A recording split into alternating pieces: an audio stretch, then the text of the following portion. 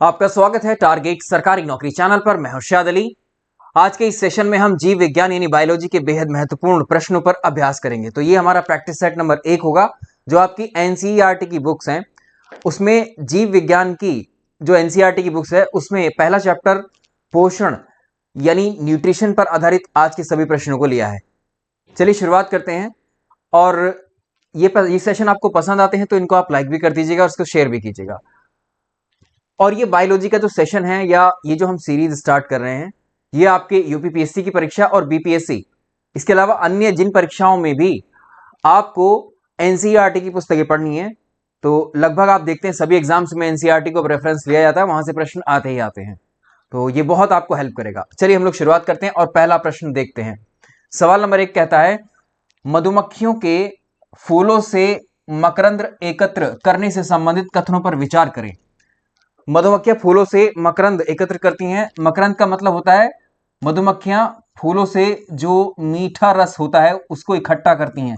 ठीक है, जो रस फूलों से निकालती हैं मधुमक्खियां उसको मकरंद कहते हैं। इससे संबंधित कथनों पर विचार करें। पहला कथन क्या कह रहा है? फूल और उनका जो मकरंद है वर्ष के केवल कुछ समय में ही उपलब्ध होते हैं। बिल्कुल ये सही बात है, क्योंकि फूल आप देखेंगे बहुत सारे पौधे ऐसे हैं जो किसी एक या बहुत सारे फूल ऐसे हैं जो किसी एक विशेष मौसम में ही खिलते हैं, और तो तभी जब वो फूल खिलेंगे तभी उनका जो है रस उपलब्ध होगा मधुमक्खियों को। ये बात ठीक है। मधुमक्खियां इस मकरंद का भंडारण कर लेती हैं ताकि पूरे वर्ष भर वो इसका उपयोग कर सकें। ये भी ठीक है, क्योंकि मधुमक्खियां उस मीठे रस को इकट्ठा करती हैं अपने छत्तों में। ऐसे छत्तों में जो मधुमक्खियों द्वारा भंडारित होता है भोजन का, जो मधुमक्खियों ने छत्तों में जो मीठा रस एकत्र किया है, मकरंद एकत्र किया है, उसका उस भोजन का शहद के रूप में उपयोग करते हैं। ये बात सही है। ठीक, तो मानव जो है आप देखेंगे, मानव जो भोजन प्राप्त करता है तो वो पौधों से करता है और जंतुओं से करता है। ठीक है, दो स्रोत हैं मानव के भोजन के, पौधे हैं और जंतु हैं। तो जंतुओं में अगर आप देखेंगे तो शहद भी एक प्रकार से हम कहें जंतु से प्राप्त भोजन का ही प्रयोग कर रहे हैं। तो तीनों ही ठीक है, ये ठीक है, तीनों सही होंगे। अगला देखो, बहुत बेसिक प्रश्न है। देखिए, निम्नलिखित में से कौन सा भोजन के पोषक तत्वों के रूप में सम्मिलित है? पोषक तत्व, देखिए दैनिक जीवन की जो क्रियाएं हैं हमारी, हम लोगों की, उन क्रियाओं को करने के लिए हमारे शरीर को ऊर्जा की आवश्यकता रहती है। और जो ऊर्जा होती है, इस ऊर्जा को हम भोजन जब ग्रहण करते हैं, उस भोजन से हमारा शरीर बहुत सारे पोषक तत्वों को अवशोषित करता है, और वही पोषक तत्व जो भोजन में विद्यमान थे ये हमारे शरीर को ऊर्जा प्रदान करते हैं। हमारे शरीर में कौन कौन माफ कीजिएगा, हमारे भोजन में कौन कौन से पोषक तत्व, ठीक है, कौन कौन से न्यूट्रिएंट विद्यमान होते हैं? कार्बोहाइड्रेट, ठीक है, कार्ब्स बोलते हैं इसको। दूसरा फैट, विटामिन, फैट के अलावा प्रोटीन, फैट के अलावा प्रोटीन, ठीक है, इसके अलावा विटामिन, विटामिन के अलावा मिनरल, ठीक है, मिनरल। तो ये सारे क्या होते हैं? ये सारे पोषक तत्व हैं जो हमारे भोजन में विद्यमान होते हैं। ये है पोषक तत्वों के नाम, न्यूट्रिएंट्स के नाम। जो भोजन है, भोजन मान लीजिए हमारे पास गेहूं, गेहूं क्या है भाई? गेहूं को तो हम खाते हैं, गेहूं, ठीक है, चावल हम खाते हैं।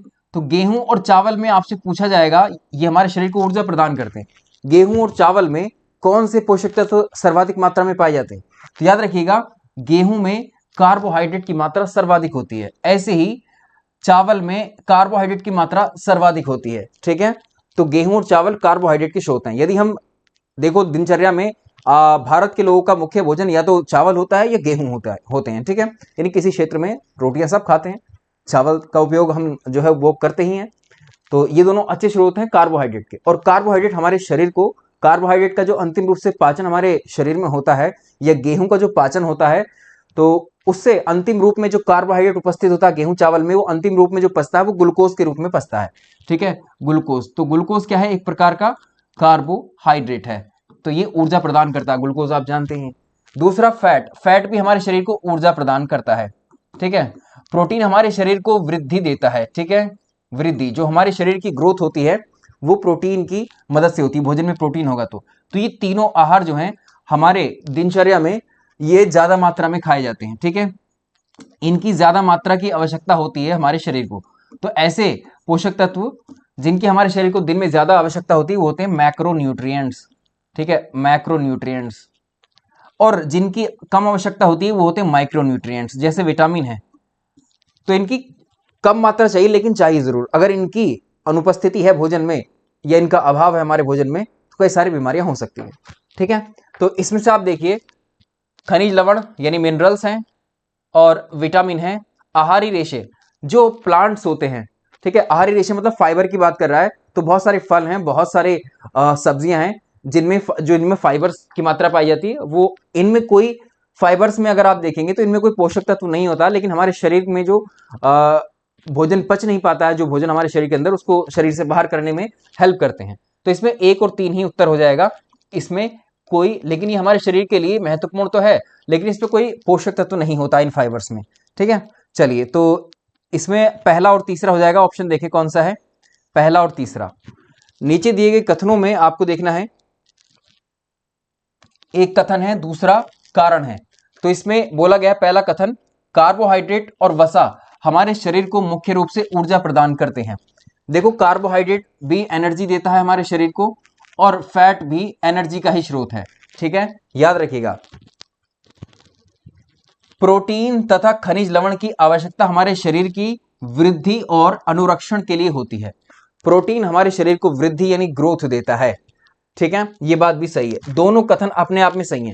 लेकिन अगला जो कथन है, जो कारण है, ये कहीं पहले कथन को सपोर्ट नहीं करता है। मतलब दोनों इंडिविजुअली, व्यक्तिगत रूप में दोनों अलग अलग सही हैं, लेकिन वो उसकी व्याख्या नहीं कर रहा है।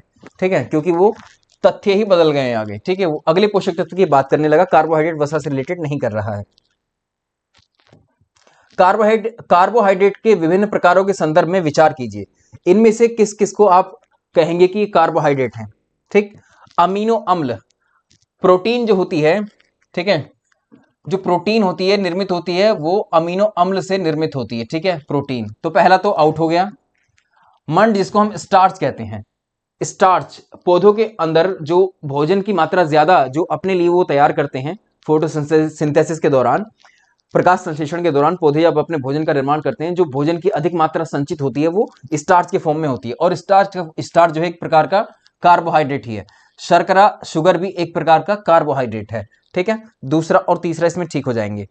इसमें उत्तर हो जाएगा 2 और 3। आगे चलते हैं, सवाल नंबर नेक्स्ट। भाई सेशन को लाइक कर दीजिएगा, जो लोग अभी बाद में जुड़े हैं, सेशन को लाइक कर दीजिएगा। छोटा ही सेशन रखते हैं, आपको पसंद आएगा तो बढ़ाएंगे आगे। ठीक है, वसा के संदर्भ में निम्नलिखित कथनों पर विचार करें। फैट के बारे में, वसा की तुलना में जो कार्बोहाइड्रेट की समान मात्रा में हमें अधिक ऊर्जा मिलती है। याद रखिएगा, वसा की तुलना में कार्बोहाइड्रेट, फैट की और जब भी कार्बोहाइड्रेट की कंपैरिजन होगी तो हमेशा जो फैट है, ठीक है, फैट की जितना क्वांटिटी आप फैट की लेंगे उतना ही क्वांटिटी यदि आप कार्बोहाइड्रेट की ले लें तो आपको उसमें अधिक ऊर्जा फैट से ही मिलेगी। ठीक है, भोजन में वसा की मात्रा अत्यधिक मोटापे का कारण बनती है। अगर आप ज्यादा वसा युक्त भोजन करते हैं तो वो मोटापे का कारण भी बनता है। वसा हमारे शरीर को ऊर्जा प्रदान करती है। ठीक है, याद रखिएगा, फैट और कार्बोहाइड्रेट दोनों ही ऊर्जा प्रदान करते हैं हमारे शरीर को, लेकिन फैट और कार्बोहाइड्रेट में दोनों में कंपैरिजन करें तो फैट ज्यादा देती है ऊर्जा। तो इसमें कौन सा हो गया? पहला, दूसरा, तीसरा, तीनों ठीक हो जाएंगे, पहला, दूसरा, तीसरा। जल के संदर्भ में निम्नलिखित कथनों पर विचार करें।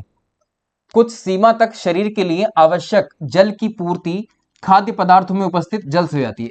देखिए, बहुत सारे फ्रूट्स हैं या वेजिटेबल्स हैं, सभी में आपने देखा होगा कि पानी की मात्रा होती ही है। ठीक है, तो कुछ जल की मात्रा उनसे भी हमारे शरीर को मिलती रहती है। जल भोजन में उपस्थित जो पोषक तत्व होते हैं उनको अवशोषित करने और मूत्र और पसीने के रूप में अपशिष्ट पदार्थों को शरीर से बाहर निकालने में सहायक होता है। तो ये जल के ऊपर दोनों स्टेटमेंट सही होते हैं। आगे चलें, चलिए इसको देखें। सूची 1 को सूची 2 से आपको मिलान करना है। विटामिन ए, देखिए विटामिन ए जो है, विटामिन ए की कमी से त्वचा के रोग होते हैं और आंखों से संबंधित, ठीक है, दृष्टि स्वास्थ्य होते हैं। तो आंखों से संबंधित होती है दृष्टिहीनता। ठीक है, अगर विटामिन बी1 की बात करेंगे तो इससे बेरी बेरी, ठीक, इसके अलावा विटामिन सी को यदि आप देखेंगे तो स्कर्वी नामक रोग, और विटामिन डी रिक्टस, ठीक है, रिकेटस, बच्चों में जो है हड्डियां जो कमजोर होती हैं, ठीक है, बच्चों में होती है ये बीमारी। आगे चलेंगे, चलिए नेक्स्ट देखिए, सवाल नंबर नेक्स्ट एक और लेते हैं। निम्नलिखित युग्मों पर विचार करिए। इधर खनिज दिए हुए हैं और इधर अभावजन्य रोग। अभावजन्य का मतलब है, देखिए हमारे शरीर में जो हमारे शरीर को जो ऊर्जा की आवश्यकता होती है, जो वृद्धि के लिए आवश्यकता होती है भोजन की, उन भोजन में कई सारे पोषक तत्व होते हैं और लगभग सभी पोषक तत्वों की आवश्यकता हमारे शरीर को होती है। अगर मान लीजिए किसी भोजन में हमारे कोई आवश्यक पोषक तत्व विद्यमान नहीं है या उस भोजन को हम नहीं कर रहे हैं, जैसे किसी में विटामिन सी भोजन वाले जैसे खट्टे फल हैं, ठीक है, नींबू संतरा आंवला आदि का हम जो है खट्टे फल आदि नहीं प्रयोग कर रहे हैं, तो उसकी कमी से हमें रोग हो जाएगा कोई ना कोई, किसी भी विटामिन की वजह से। अगर कोई विटामिन वाला चीज हम नहीं खा रहे हैं, कोई पोषक तत्व वाला कोई भोजन हम अवॉइड कर रहे हैं, तो उसकी कमी से हमारे शरीर में रोग डेफिनेटली हो जाता है। तो उनको बोलते हैं अभावजन्य रोग। किसी अभाव मतलब कमी, यानी किसी भोज्य पदार्थ में पोषक तत्व की कमी से जो रोग होते हैं वो अभावजन्य रोग होते हैं। कैल्शियम अगर हमारे भोजन में कम है या कैल्शियम हम नहीं ले रहे हैं, तो उससे दांतों में दिक्कत होगी, ठीक है, क्योंकि जो दांत है हमारे वो कैल्शियम से हैं, दांत और हड्डियां।